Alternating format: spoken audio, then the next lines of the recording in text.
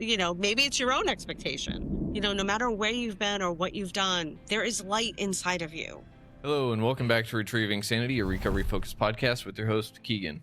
In today's episode, we speak to Crystal Robinson as she teaches us what radical responsibility can do for our lives and help us uncover the buried potential that's been buried by traumas of the past. Stick around for an insightful episode. And don't forget, Retrieving Sanity is going to be rebranded as Guidance in Recovery as we nail down the niche and help people in early recovery figure out how they can unpack their traumas to overcome their addictions. I mean, you had to dive into your own traumas and your own, self rebuilding of sorts, right? Did you really utilize that engineering brain to help you do all that?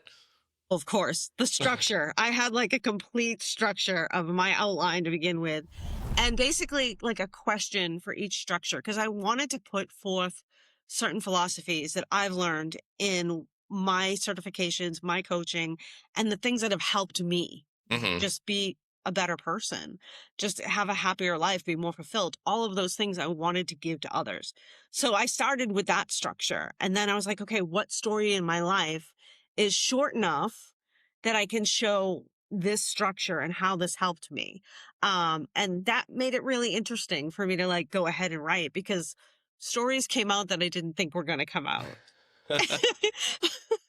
And some of them I use over and over again in my coaching, specifically in group, because so many people can relate to them. Like silly stories about, arguing with my teenage kids, or having an issue with the dishes and my husband, and really kind of the root of those, and where it goes into your upbringing and your conditioning and just your nervous system and listening to your nervous system. And most of us don't. Most of us are like, oh, that's not safe. So, then we get crazy. And it was really about that. Yeah, that's awesome. And I mean, I was just about to ask, how much has your book and everything that you wrote in there really helped with that recovery group that you're a part of, and actually help lead, right? Yeah. I facilitate there as a holistic coach practitioner. I'm not the medical practitioner in that group. It's a group that is outpatient. So it's after people get out of rehab. This is the type of group they come in for day programming. And originally they brought me in to do meditations and maybe, some of my philosophies, but now I just do my full on workshops, full on just discussions about boundaries and limiting beliefs and meaning and shadow, and people in this position are just so ready for whatever it takes to help them move up with their lives, move on with their lives, just come out of this place that they're in. And that's what it was for me. But for me, it was health. It wasn't addiction. So I can relate to them, and they're always very surprised that you're not in recovery. And I'm like, well, no, but that's not what I'm addicted to. I was addicted to other things, and most of it was safety for me and what that looked like. That's a really good point. A lot of us don't realize that addiction isn't just alcohol or some other form of drug, but it's also a lot of behavioral things too. And I mean, addiction to safety is definitely one I haven't necessarily heard of, but I can say that I struggle with that myself too, because it's like, well, how am I going to take care of this if the safety is gone? And it just creates a whole whirlwind of problems. But one of the things that I heard right there was you talking about the gift of desperation. And it's one of those things that I thought desperation was bad, but it's actually the thing that led me to actual recovery. So how does you see that in people all the time, right? They have the gift of desperation. So what would you say is one of the things that most people either have or don't have whenever it comes to the good kind of desperation, if you will? Yeah, I find, there's so many people out there that live in a world that, whether it's addiction, whether it's just being miserable all the time, just thinking that that's where they're supposed to be, and waiting for that rock bottom to happen before they actually say, oh, I want to make some changes in my life. This isn't how I want to live. I don't deserve this. And they're not taking what I call radical responsibility for their own lives. Right. And I think when you hit a rock bottom like that, you have no more choice, whether it's health issues, in my case, life or death situations, or addiction, which usually leads to life or death situations. Those are the things that are just like, okay, I have no other choice Mhm. because I'm at this bottom. And anything beyond this bottom is I'm not here. I don't exist. Mm. So if I want to exist, how do I want to exist? So it's like there's so much willingness to look at everything and how they can come out of it and what they want to be. And that's how I focus on what I work on. It's always Mm. forward focus.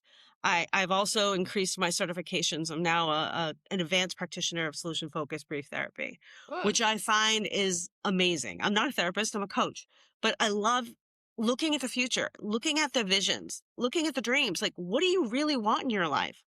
And we know that you have superpowers. We know that you have a way to get there. How are we going to do it? And pulling that out of the people. And when somebody's at that rock bottom, they're just so willing to look at their good, but a lot of times they're not. Like, they want to, but they want to push it down. They're like, no, no, I'm not good. I'm so bad. But the more you can show them they have those things by looking at their history, looking at the things that are important to them, and they start saying them and speaking them, and they're, oh wow, I do have these things. I have these qualities. I have these desires. I have these drives. I am a good person Mm. underneath all of this covering. Mm. And do you think that a lot of people get that kind of mindset because of the expectations that other people place on them? I think that's a huge piece of it. It's societal, it's parental, it's, even just the framework of what you grow up in, Mm. that you have to have that specific career, or you have to have a certain amount of money or a certain car or a certain house or a certain way of living. I know for me, that was a big thing. And a lot of people relate to that from what I've seen. And it's almost like it keeps you from doing what you really want. It keeps you from being the real you Mm. because you're like, this is what I should do. But anytime that word is in your vocabulary, you really should be questioning it. But you just used it right there too. Right. Should. Like, what does that mean? Uh-huh. Who says? Why? Right? Yeah. Let's question it. Yeah, and I love that because it really is just one of those things of where does this kind of program come this program come from, if you will, because I've spoke to Emma Lyons and she is a huge proponent of that shame is bad all the way through. There's not good shame, and a lot of us get shamed into trying to be better, but it's like, why can't we just be who we are? But you're Mhm. trying to help people figure out who they are in the first place. Right. Right. Underneath all of that shame, blame, discomfort, all Hmm. of those things, like, let's shed them and see what's in there because Yeah. we're all human. We all have amazing souls and reasons for being here on this earth. Yeah. And you can just dig them out. Yeah. So how do you help people figure themselves out without hitting rock bottom? Because I mean, you said that a lot of people have to be willing to accept that kind of stuff, but I mean, it's safety is a pretty good bet of not doing anything else. Yeah, and that's the thing. Like, the nervous system always wants you to be safe, right? Hmm. But the way that I think of it is, and this is what I'm working on for a future TED Talk, is like your nervous system's manipulating you into believing what is real, right? Yeah. And just because your brain says no, I'm not comfortable doing that, doesn't mean it's not good for you. Mm. It's growth, right? It's Mm. it's stepping out of your comfort zone. Um, and that doesn't mean, like, if there's a saber-toothed tiger running at you, that it's not safe to run away. But, I'm talking about like everyday life.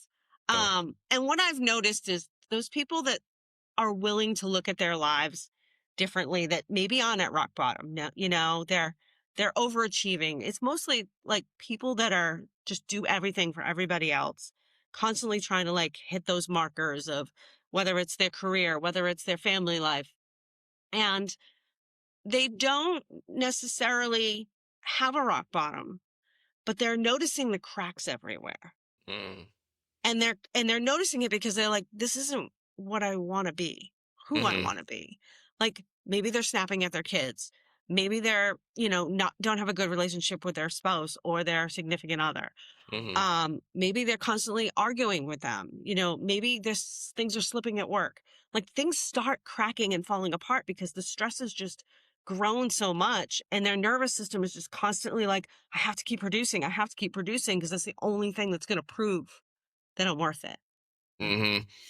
Yeah. And most people don't realize they don't have to prove themselves to anyone. Yeah.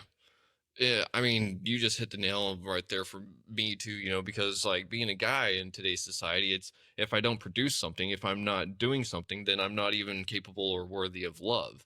And that's one of those things is that it's like, well, that's not true. But the thing is that whenever everyone is looking at what you can do, it's like, well, what about just being a human? Because I mean, isn't that worth something at least? I'm breathing. Yeah. And Yes. sometimes it takes everything I have, or, especially in the past, it could take everything I had in me just to make it to the next moment. And that can be hard as hell too. Right, right. And the things that we deal with on a day-to-day basis from the time we're born, I mean, just being born itself is traumatic, Yeah. right? And people forget that. Like they forget like what we go through as human beings all through the process and where you are now. Hmm. You're still alive. Yeah. Then that's something. Yeah. You're still breathing. Hmm. And you just made me remember a line from a song, and in it says that we're all brought into this world through blood and through pain, and it's like, yeah, there's no way around it. And I think that it's probably a good thing a lot of us can't remember being born, because that would be really traumatic. Yeah. Talk about the ultimate safety and then getting thrown out into this world, you know Right. like, no thanks. Right. And I think a lot of people just forget that like everything that we go through in our life affects our nervous system, affects our brain, affects our spirit, and really like what do you want to keep and what are you ready to let go? We've all experienced trauma and we've all experienced more traumas throughout our lives and they're all different, but it's still trauma. Hmm. And do we hang on to that and become a victim? Most of us do that for a long time. I know I did. Hmm. And until we take that radical responsibility for ourselves and be like, okay, I am responsible for some of that. Maybe not all of it, but some of it. Hmm. But I am completely responsible for what I do now. Hmm. And all I can do is take the lessons with me. What did I learn? Hmm. Yeah. I hope that kind of answers the question. Yeah.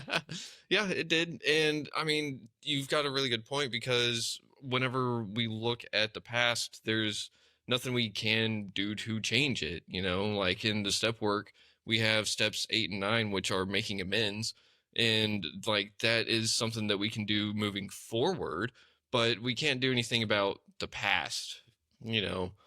And trauma is one of those things that the more I learn about one of the weird things is that it can also make us not remember stuff. So, how do we work with trauma that's made us not remember things that may give us a beneficial experience standpoint of sorts?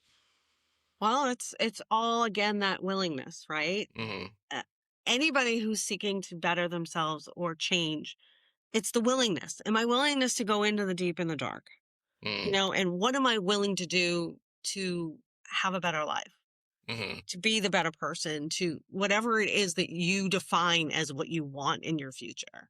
Hmm. Um, for some, maybe that isn't going into those traumas and digging in. For others, maybe they do want to go there. Hmm. I know for me at first, I didn't want to.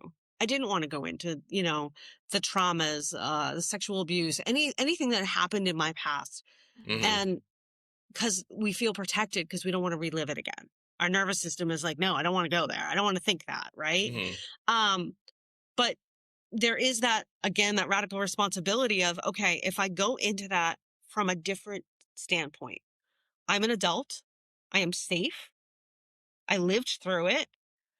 What can I learn from that experience? Hmm. What can I take with me? And what am I ready to let go of? What no longer needs to be part of me? We all have so many things that, like that shame thing, right? Hmm. Like, we're all human. We all do stuff. We can't live in that. Yeah. So I guess part of what you also help teach people is how to carve their own path of a sorts, right? Yeah, it totally is. Like, we are all different DNA. Mm-hmm. Every single one of us. There's nothing the same, about us exactly. We all Mm-hmm. have similarities. We're all Mm-hmm. human, Yeah. but like we're not exactly the same. So like your path is going to be completely different than somebody else, even if you're twins, Mm-hmm. because your experiences, because of what makes you you, because of your spirit. And I'm so much a proponent of, no matter where you've been or what you've done, there is light inside of you. Mm. What do you want to do with your life? Yeah. Right?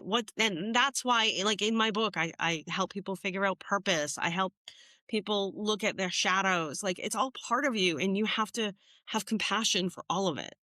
So, what if someone didn't really have dreams growing up? Because I was one of the people that was like going on into like teenage years. It was like, probably never going to make it to 20. And then I got to 20 and I was like, well, shit. And then I was like, I'll never make it to 25. And it was like, well, shit. And then it was like, I'll never make it to 30. And now I'm here and past it. And I'm still like, fuck, I wish I had a game plan going this whole time. Well, because dreams or vision or creativity, Hmm. that's all an imagination. That's all what spawns creation, Mm. right? Everything Hmm. that exists on this earth has come from some form of imagination and creativity.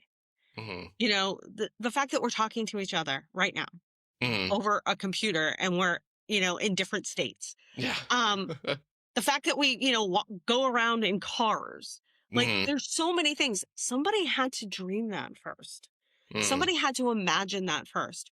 So I'd like to say that there is imagination and creation in you, Hmm. but how much doubt is covering it up? Ooh, yeah, I'd say that is probably the kicker right there. Because, like you, I was kind of living my whole life based off of the expectations of others, and I didn't realize it until well along my own healing journey. And it's been quite a mind boggle because part of me still goes like to, but this mindset was safety because it means I can get a paycheck, I can pay the bills, I can do all this other stuff, and then everything else, like the podcast is like a creative endeavor that's like that may not do anything like to make money with it, but at the same time, it's providing a space where we can have these kind of conversations that other people need to hear. So Right. I feel like something will come out of it somehow. What I would ask is, what would be your ultimate dream for the podcast without holding back? Like, what could it look like a year from now? Yeah, How would it change your life? yeah, that's kind of the thing. Is like the ultimate goal for it is to make some kind of nonprofit out of everything. But whenever I start doing the whole comparison, like, well, I don't have a master's in nonprofit organization, I don't have this kind of experience, I don't have a lot of money, and all this other stuff. It's like the doubt card starts getting bigger and bigger and bigger and casting a bigger shadow. So, But what uh, do you have uh, instead? that's a good question. Time. Now that I got laid off. Time. Um, hmm What else? uh, Connections, maybe. I honestly don't know. What what about you makes you who you are as a podcaster? I have no idea. What do you think? I genuinely don't know. My self worth is still something I'm working on. Mm, like, is there creativity there? I Is hope there so. imagination there? I hope so. I know there's empathy and compassion there because this is what you want to do for others, Hmm. right? Those are all amazing resources and superpowers of the human spirit. Taking those and what can I do with this? Hmm. What have I done in the past with this? I got Hmm. from rock bottom to where I am now, True. right? And I think that's the difference between those people who live a very fulfilling life Hmm. and feel safety, Hmm. freedom, right?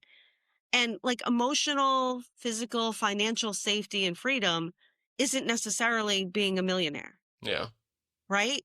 It's just feeling the day-to-day flow and not living in the anxiety of it. Mm. And Okay. it's what I have to do every day being a solopreneur now, right? I went from, a really nice paycheck as a vice president of engineering, climbed the corporate ladder, did all the things, and then left that. Mhm. I left it completely to write a book and coach others. And am I making the kind of money I was making then? No way. And but it's different because what I do is what I'm going to get back. Mhm. I'm not doing it for somebody else. I'm not doing it to prove myself. I'm doing it to help others. I'm doing it so that I'm out there in the world and that others can see their own light. Mhm. So my purpose is forward. Mhm. And that's like the giving and the receiving is just the way the world works. Mhm. Yeah, a form of alchemy, really, right? Yeah, it totally is. And it's in the seven spiritual signs of success. It laws of success, like the giving and the receiving. And if you look at like most religions, it's going to happen somewhere in there. Mhm. It is part of it. And even in the 12 steps, right? Mhm. Like it's manifestation. It's creation. It's like what you will believe you will achieve. Mm. So the more you don't believe, the more you will stay stuck. Yeah. It's just it's the way it happens. And I know I do it myself. Like Uh, I go in the ups and downs. I'm not always like up here, like I can do it. I'm gonna make money. I'm gonna help people. And it's gonna be, the energy is gonna exchange. mhm. I'm also in the okay, I'm doing all this work and I'm not really seeing much this week. And then all of a sudden something comes out of nowhere Mhm. when you start believing. Yeah. Hmm.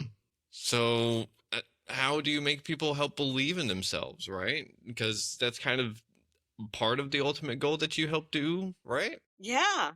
Yeah. And that's really just looking at your history, Mm. right? Mhm. Like, what do you really want in your life? Mhm. And when have you had it before? Because you can't want something you've never experienced. Hmm. I mean, true. Most people don't want trauma, but it just happens to them. But Right. usually, all the good things do kind of happen, but then they get buried by the traumas. Right. Yeah. And that's like the peeling of the layers, right? That, Mhm. okay, what do I really, really want? For most people, that's happiness, that's Mhm. calmness, that's freedom, right? Mhm. It's not money, jets, houses, right? It's not those things, but you really have to dig in what you really, really want. Mhm. And once you figure out what that is, you'll know, okay, I did have this here. Hmm. What was different about my life? Mhm. How was I when I was getting that? How was Mhm. I, as a person? What did other Uh. people notice about me? Yeah. What did I notice about me? Hmm. How am I that person still? Yeah. So that's kind of weird because it does bring me back to the whole like part of like me not having self-worth is something that I believed in, I believed that I didn't have self-worth. I didn't believe I was worthy. And all my actions after that really just helped reinforce it, And I mean, even with this whole recovery journey, healing journey, I've gotten like the slightest little the tiny bit of self-worth and belief, and it's done a lot. It's carried me to places I never thought I would be. Because I mean, I've never actually thought of having this all actually planned out. It just kind of like you said with your uh leading the leading the recovery group, it just kind of fell in your lap, kind of like how what's happened with this is just fallen into mine. And So that's all based on that belief, right? It was like mm, my purpose is that I know that I'm meant to help people with mm-hmm, my own stories, with my own tactics and how I use that and how I can help other people. mm-hmm, And just keep putting that out there in the world. And then the synchronicities just show up, yeah. right? But like when you don't keep doing that, Hmm. you end up stagnant for a while. And Mm, we all do it. We all do it. yeah. Um, I just want to, go back to believe.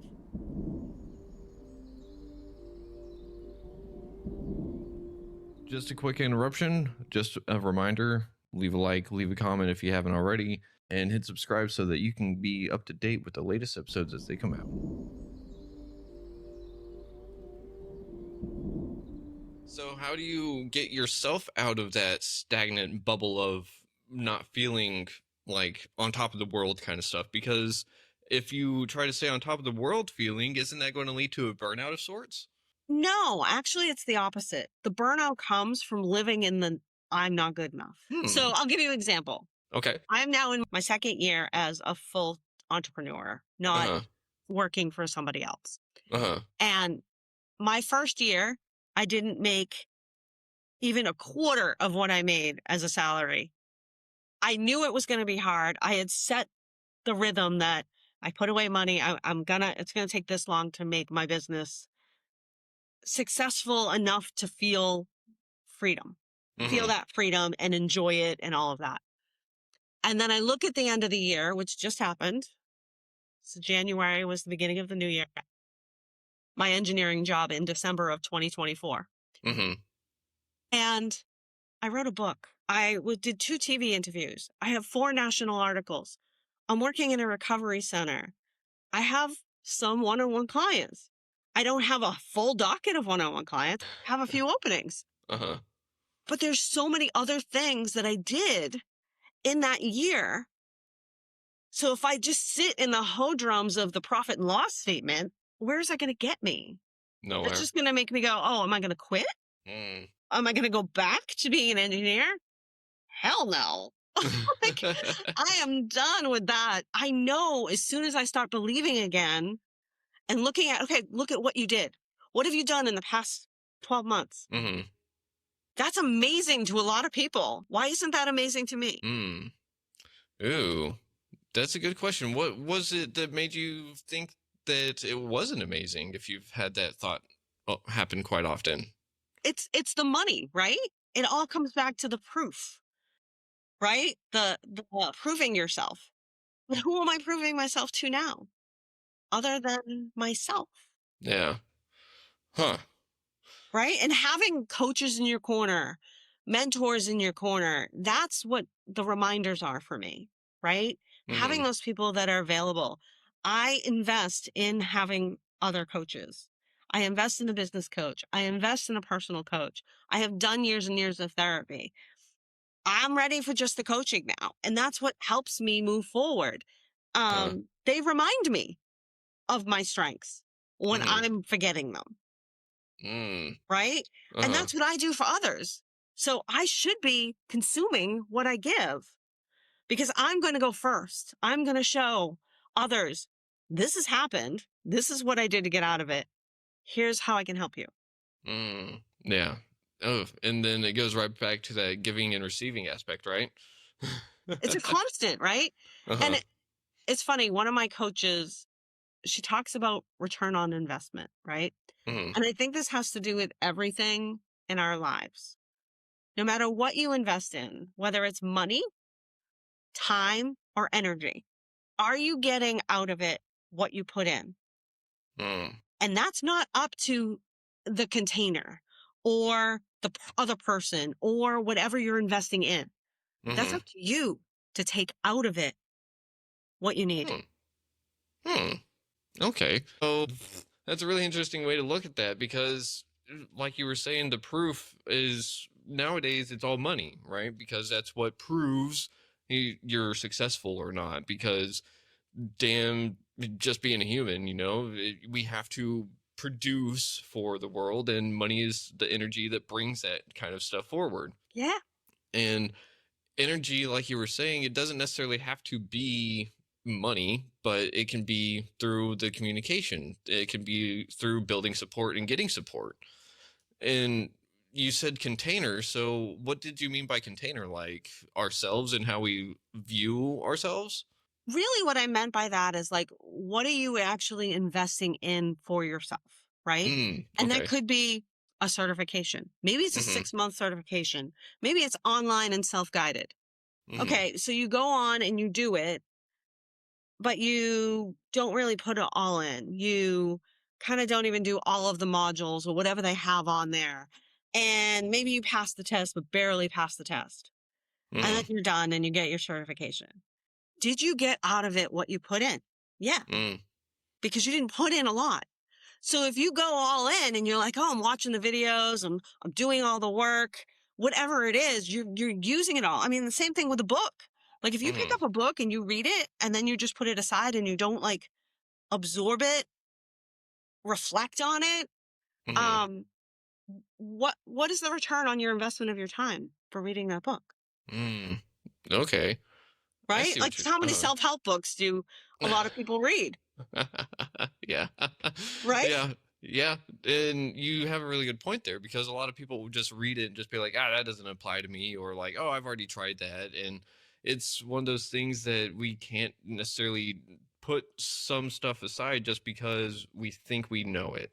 We have to actually reflect, we have to put it into practice. And that can look different from time to time because I know I'll sit there and I'll relearn a lesson that I learned a while back and just be like, oh, wait, hang on. I need to apply this again in my life.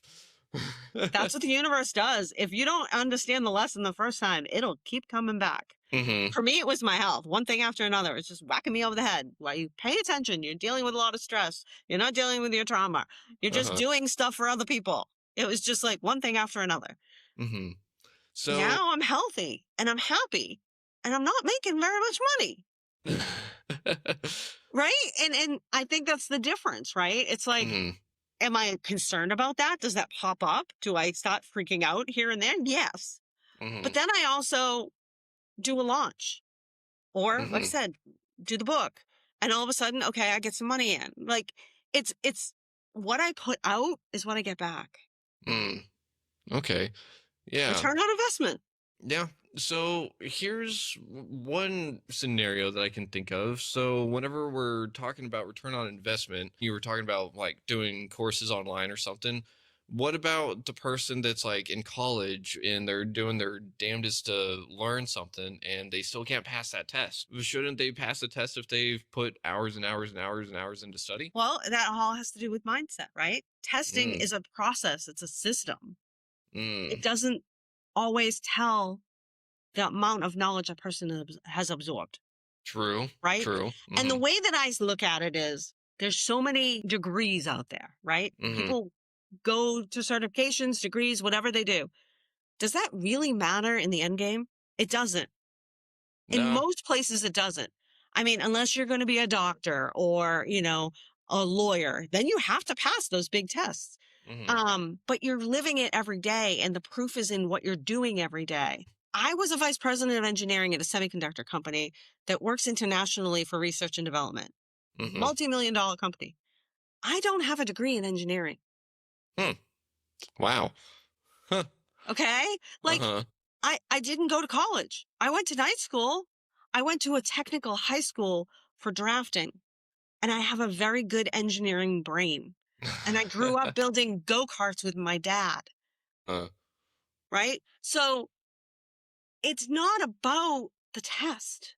so, hmm, that's really interesting because I was sitting here like, you had a degree, right? If you're working a big title like that, because I mean, nowadays you sit there and I mean, growing up, it was all about the message I was hearing from society was you got to go to college, got to get a degree, do this, got to do that. And looking at job postings, it's like, well, to do this, you have to have a bachelor's or a master's in this. And it's also kind of like, do you really though? Like, Right. Do you really? uh huh. Because do you know how many engineers I hired with master's degrees that I ended up firing? Probably too many. Way too many. I had some that came in that barely had like their associates. I had one that didn't even have a degree that was great. He went to a technical school again. He was just really good with his hands, really good with, problem solving and putting stuff together. But then like people that just came out of like the basic degrees and others were great at it and some were not. It's not about that piece of paper. I mean, think about all the different doctors in the world. Some of them are Yeah. great at what they do and some of them aren't. And it really has nothing to do with the piece of paper. Mm. Ooh, that's a really good way to look at it. It's just another form of proof to other people and to meet their expectations, I guess. Right. Was, maybe it's your own expectation. I'm Mm. not good enough unless I pass the test. Mm. I mean, Yeah. I did this for my coaching. I did, my basic coaching certification, and I've done additional CE credits and additional certifications that haven't been huge, but I did Mhm. get my national board health and wellness certification. And the reason I did that is because of what other people think and see. Mm. And the philosophies, I don't always agree with all of them, but I knew them and could pass the test. Mm. Okay. Huh. So it's a certification that people are like, oh, she's national board certified. Yes, I am. And yes, I can run that track if I need to. But honestly, I run the holistic track, which is why I did what I did for my certifications before Mhm. I went and got that. Gotcha. And it's and how I discern what I add to it. Oh, okay. Right? If Uh-huh. I want to do any more added certifications, I have to do CEs every couple of years to keep that certification. Mhm. And, whether I spend a whole day summit on nervous system realignment or a whole day on solution focused brief therapy in a group, right? I'm getting my CE credits for that, but I'm doing Mhm. what I know is going to help people, Mhm. not just to do it for the CE. Mm. Yeah. What you can bring out of it afterwards, right? Right. How is it going to help me and how is it going to help the people I serve? Mhm. Okay. Oof.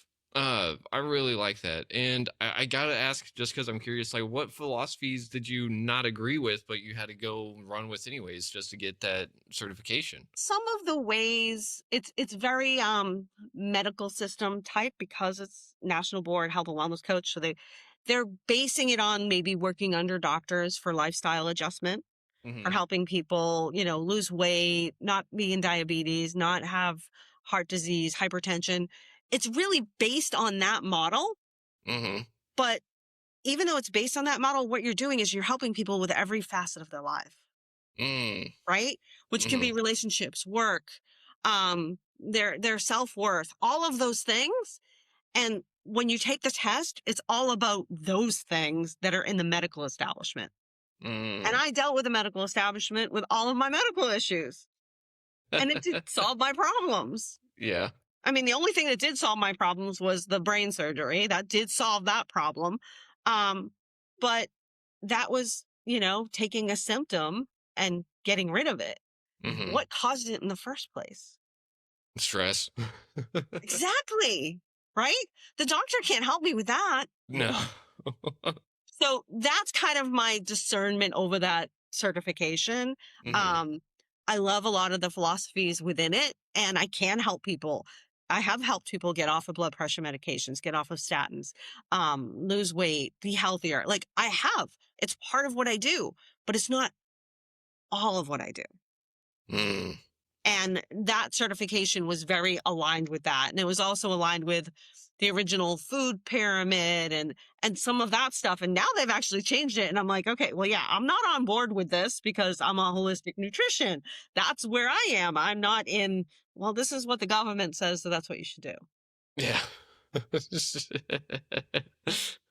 uh, I I am mean, I do. open to all the different ways. And, sometimes people think I'm a little crazy and they can think Eh, that. no, I don't think that that would be the right label, because like you were saying, we have to be willing to evolve. And another word for evolve is adapt. And I think that if we aren't willing to adapt and try different things, then we can't grow. We can't help other people with whatever they may have because not everyone that goes to you for help is going to have the exact same thing. Right. Yeah.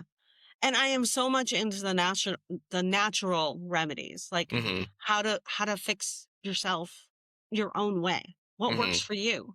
Because every time we go to a medical establishment, they're just going to offer you medications. Yeah. And there is a time and place for them, Mm-hmm. Yeah. but it's not the answer to everything. No. Nope. Uh, for myself, I know that whenever I was younger, I was on Xanax for many years for anxiety and stuff. But little did I know it was just a band-aid covering a festering wound. And Yeah. once the Xanax stopped, then the wound just got worse. But still wasn't addressing what was causing the wound in the first place. And after having addressed a lot of that stuff, I'm not saying that I'm healed all the way through it or anything, because I don't think there's ever necessarily healed per se, but there's Mm. healing, and that's a totally different process than just wallowing in self-pity all the time, you know? Yeah, I agree. I dealt with the same thing. I was on anxiety medications. I think it was lorazepam as opposed to Xanax. Uh, They're all the same, right? uh-huh. Because I was in massive anxiety, panic attacks, and afraid I was going to die and Mhm. whatnot. Like I remember being on those meds and feeling numb. Yeah. It's just covering it up. Mhm. And pain medication has its time and place. It's the same thing. It's just covering it up. If you're Mhm. not going to the root and solving the root problem, like, Mhm. yeah, did I need pain medication right after brain surgery? Hell yeah. Because there was no way I was going to be able to heal without Uh-huh. relaxing my body. And when you're in pain, you can't relax. So that's Mm. when you need it. But beyond that, right? Then you Mhm. have to find your ways of adapting, your root. Like, what's actually causing this pain? Is it worse because I'm thinking about it? Is it worse because I'm wallowing in it? Because that's the way illness in your body works. Oh, Mm. you feel safe when you wallow in this misery? Okay, we'll give you more. That's the way my body was. Just because it feels safe doesn't mean it's good. Yeah. And I think that that's one of those things that keep people, like myself included, in those trauma cycles of sorts, you know, because it feels safe. Like, this is what I know, this is what the experience is. But at the same time, it's like, no, not necessarily. But that change is a scary aspect, you know, because it's like, what if I lose myself? What if I'm not who I thought I was? And that's always something that I think is really interesting whenever it comes to healing. It allows us to be who we are. And I think that that's awesome that you get to help people figure out who they are. If there was a medication for that, I think a lot of people would still say no thanks. Yeah, because they're afraid of it, right? But Uh, it's the afraid of the unknown, right? mm-hmm. And that's a constant. I mean, what brings up in my head is that birth story, like afraid of the unknown. We're like coming into the unknown, right? We're always afraid of the unknown, and it's stepping into the uncomfortable that makes us grow and change and realize who we really are, Mm-hmm. Yeah. right? The Yeah. more you stay in the same, oh, I know this, but it's miserable, like staying in an abusive relationship. Okay, I'm just going to stay here because I know it. It could be worse outside. Well, what if it's amazing outside? Mm-hmm. Yeah. And it, I It mean, that's, usually is. yeah.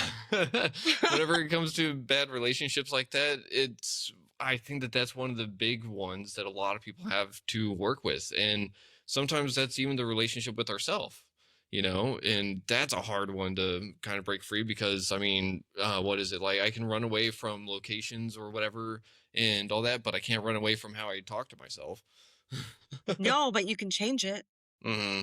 right? You can change it, but it takes repetition. It Hmm. takes a constant vigilance, right? It takes systems to figure that out and how to do that. And that's what I had to do.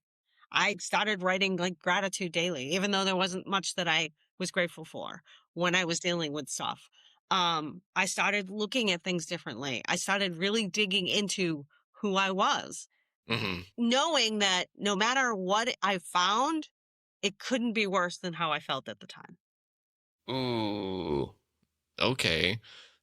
Oof. And how would you rationalize that to, well, how did you rationalize that to yourself whenever some of the things may have been what were keeping you safe in the first place? Does that make sense? Staying in victim mentality because you've been abused or used or manipulated or um just makes you constantly relive that, right? Mm, mm, And knowing what's on the other side is not that, but it's better, right?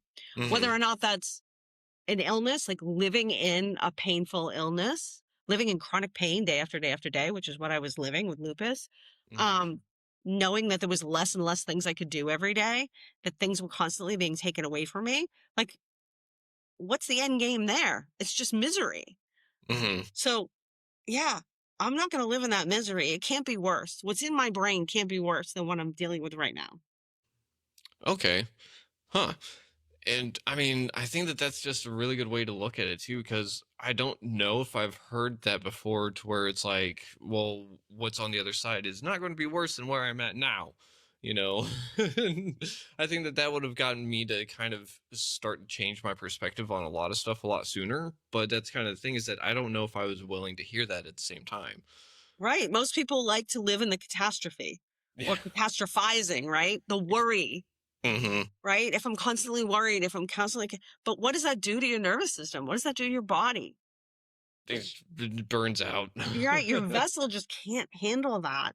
Hmm. And you'll just be given other signals. And if you're not willing to listen to them, eventually you will hit a rock bottom. But most people will start listening and start making small changes.